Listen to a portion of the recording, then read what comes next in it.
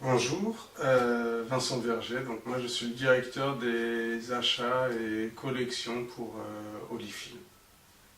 Alors moi au niveau scolaire j'ai fait un BTS de commerce international, ensuite j'ai fait une licence de marketing international et ensuite j'ai fait un DESIM qui est donc un diplôme d'études supérieures des industries de la mode, voilà, qui est une licence professionnelle.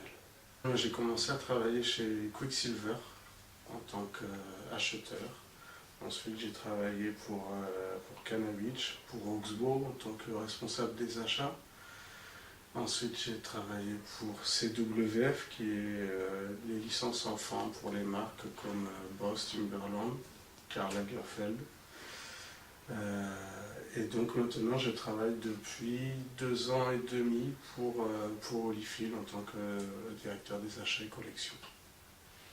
Donc la principale mission c'est de vérifier que tout se passe bien au niveau des productions et comme on le dit un peu de manière bateau, acheter au meilleur prix avec les meilleurs délais et la meilleure qualité. En fait la triptyque de l'acheteur c'est toujours le même, c'est prix, délai, qualité.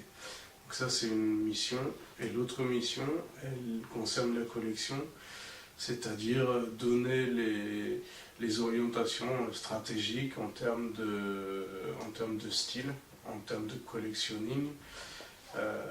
Donc en fait, moi j'encadre une équipe de stylistes, de chefs de produits et d'assistants de production. Ça dépend. Soit elle est au bureau, mais en ce qui me concerne, c'est à peu près 50% du temps à l'extérieur, chez nos fournisseurs.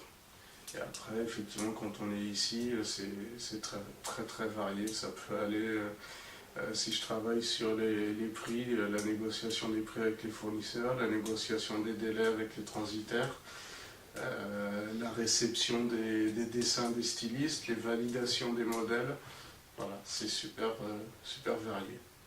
Principale qualité, je dirais d'abord la loyauté, en fait, parce que c'est un métier où vous êtes quand même assez sollicité, vous avez entre guillemets un petit peu de pouvoir, donc il faut savoir l'utiliser à bon escient, ne pas en abuser. Donc je dirais voilà la première des choses.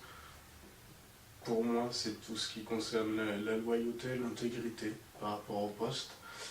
Après, de la disponibilité, parce que vous aurez bien compris que quand on part en Asie, on part pour plusieurs journées, qu'on finit pas à 17h et qu'on commence pas à 8h. Donc il faut quand même être en bonne santé et disponible.